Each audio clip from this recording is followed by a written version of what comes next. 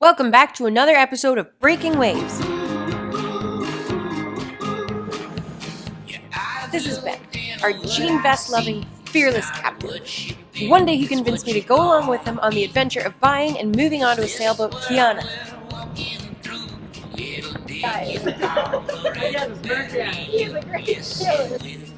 And since then, we've had no regrets.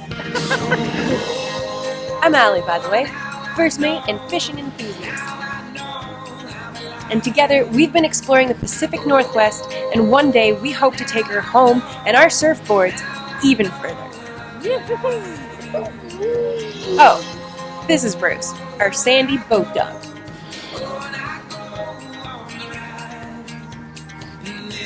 Thanks for coming along with us, and special thanks to our patrons for keeping us going. If you haven't already, hit subscribe and don't forget to hit that bell. Oh my god. I can't believe this is a thing right now.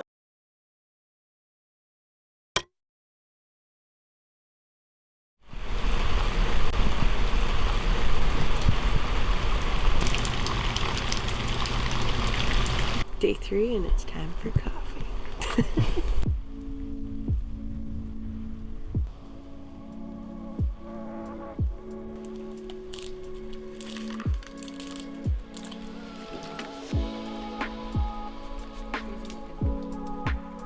Now we sand this all away, fill it up with flexible marine sealant, and then crank down on the keel bolts and tighten it right up again, and it should be fine.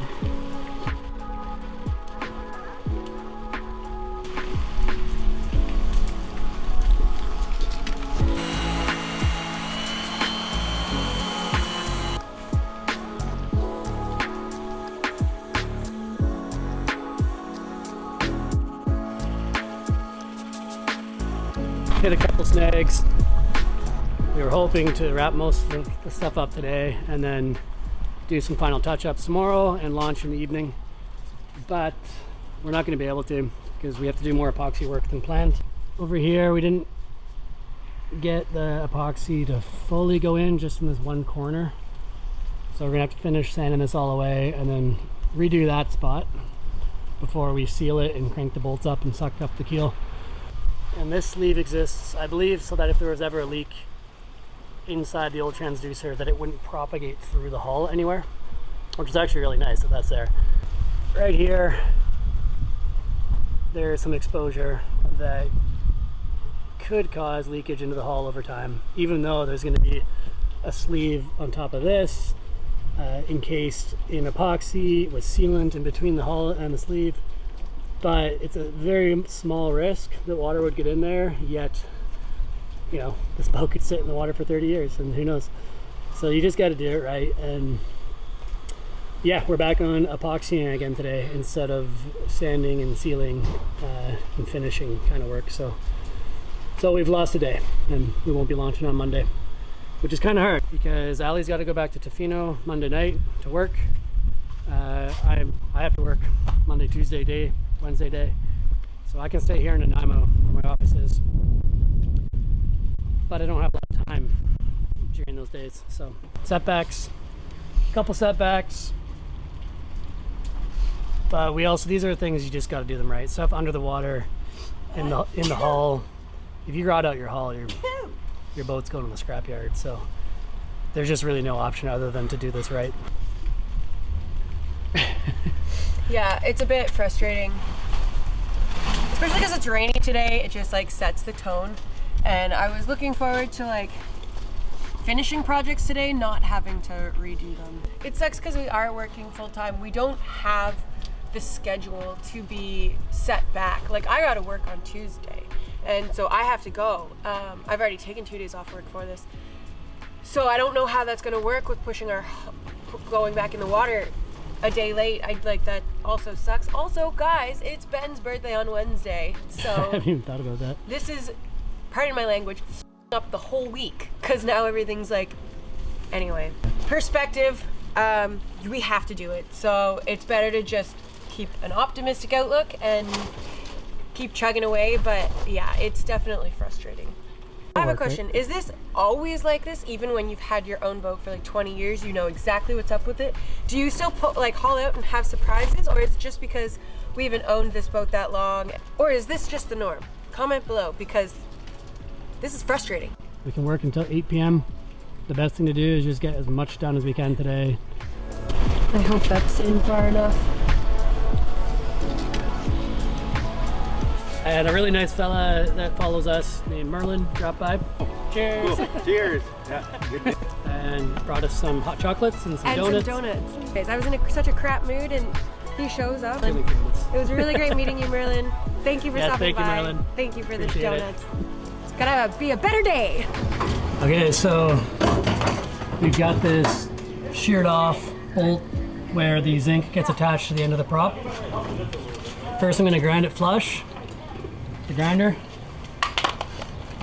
Then I'm going to use an extractor bit with my drill to hopefully pull it out. I've already had some knock it loose sprayed on it for a couple days now. And then I'm going to use this tap kit to re-tap the two existing holes, which I think have just been filled up with like barnacles and shit because we lost our zinc. Sheared off one and it took the other two with it. So we're gonna re-tap it, and hopefully then we'll have, I'll probably also re-tap the sheared one while I'm at it. And then hopefully we have 3 good holes and we can get our zinc on there.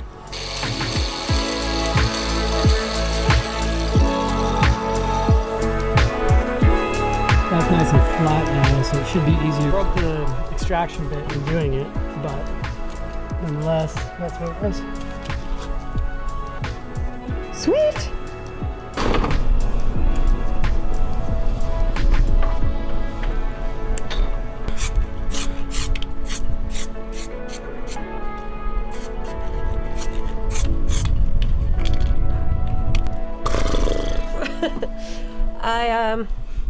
I just got back from the shower and I feel like I am the cleanest I've been in like the last 3 days. It's been good. We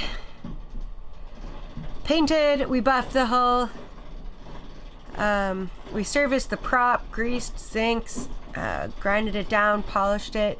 Ben put a hole in the boat for a transducer, which is not quite done yet. And we were surprised by a smile that is now almost fixed. It's epoxied and sanded down, and we re-epoxied it because of that little bit that you saw. So everything that can be done is done. We just need the epoxy to dry, and then we'll put some Sikaflex on it, crank the keel bolts, and paint over it, call it a day. We'll see you back on the water next, because that's the next step. Get him back out there. Woo! Oh, go get your dinner. Go get it. I've never seen him climb up the stairs on his own. He's hungry. So, you're almost there. Go get it. All the way. Good boy. Yay. I'm so proud of him. Unfortunately, the epoxy job I had done the day before, I hadn't used enough of the mold release wax, which is a wax that we put on top of the spacer so that the epoxy doesn't stick to it. When Ben went to take out the spacer, a chunk of the epoxy came off with it, exposing the lead and the fiberglass once again.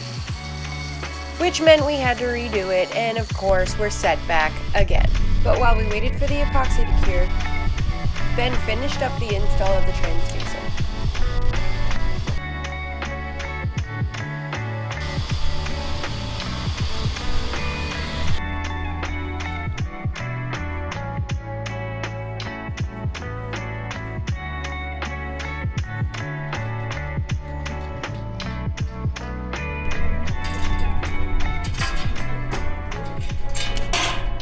Good job.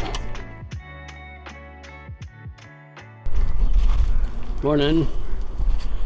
Day 5, I think, now. Just coming to have a look at our third actually attempt to get in this epoxy job right. So the plan today, work from the boat, and then this afternoon we'll probably pull the the spacers there on the epoxy job. Sand that all down, fill it up with sealant, and then try to crank on the keel bolts, but that looks like it's going to be a project into itself, so wish me luck. This morning though, I've been disassembling some of the components that are in my bilge area that are in the way of tightening up the keel bolts. So I've got a very deep bilge, and it makes accessing these keel bolts really difficult. Not super difficult, but I need some sort of extending socket. But I've removed that manual bilge pump, just 6 screws. So that'll give me access to two bolts under that area. I've got 2 more bolts, 2 bolts there. So I know that, you know, I'll probably get a bunch of comments about, oh, we should probably drop the keel now and inspect the bolts. Like, this was just a hairline crack when we pulled it out. And we did investigate. We excavated pretty far back with the grinder and found that it didn't seem like water had really gotten too far in.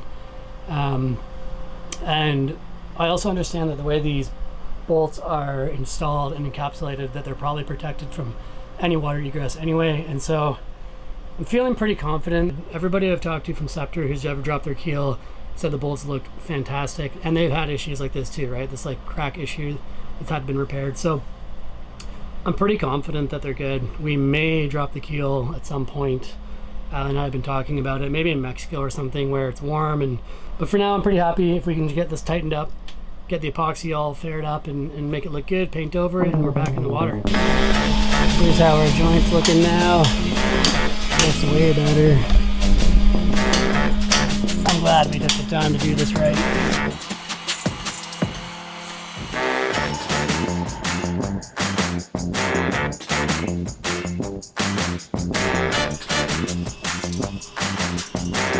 I can't say enough good things about Stone's Marine and Boatyard. They custom made me this extension. So this is a socket extender. Socket goes on the end of that. The torque wrench goes in here.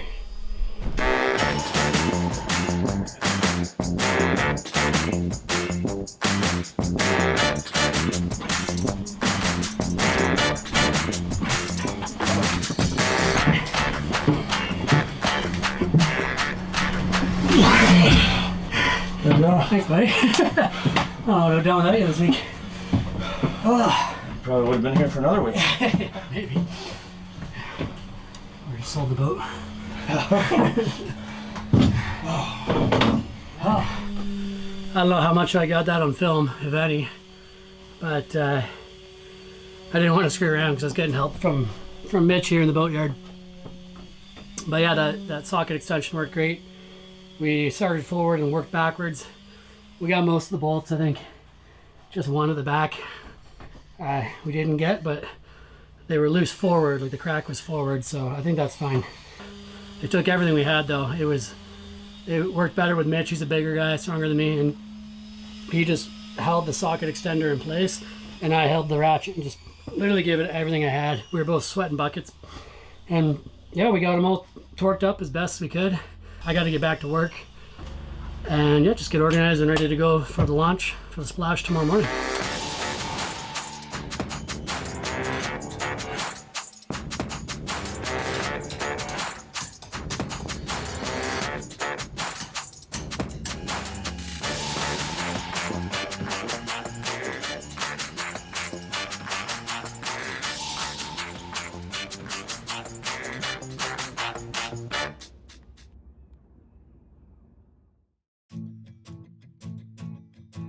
Splash day, hopefully.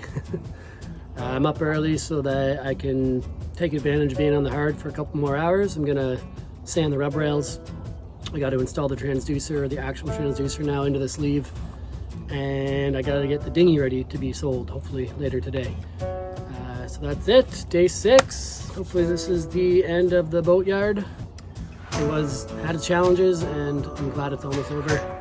And I'm excited to get back to Tofino and hang out with Allie, and she'll probably have cooked me a birthday dinner.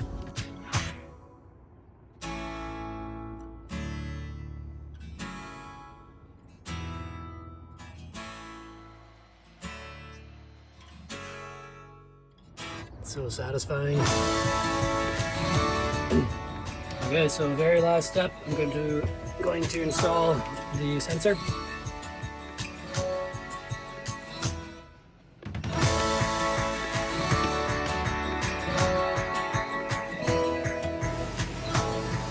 There we go.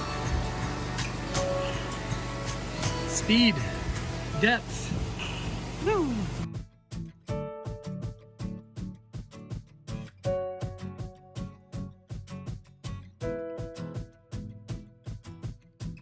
We just dropped her in the water, and Rob from Stones here noted that there's no bubbles, which is a good sign. There's a chance that it's leaking. I gotta go check.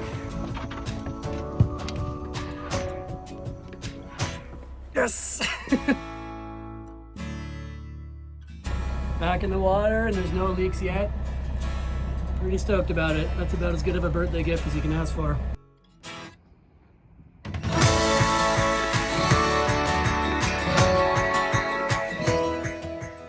I've just been standing here for probably a solid 2.5 minutes, just staring lovingly at my boat. So with Kiana finally back in the water and Bruce back on otter duty, we were ready to take on the west coast of Vancouver Island, which is in our upcoming episode. So if you haven't hit subscribe yet, make sure you do so that you don't miss out. Huge shout out to our newest patrons, SV Kariba. And don't forget to hit that bell. Ding!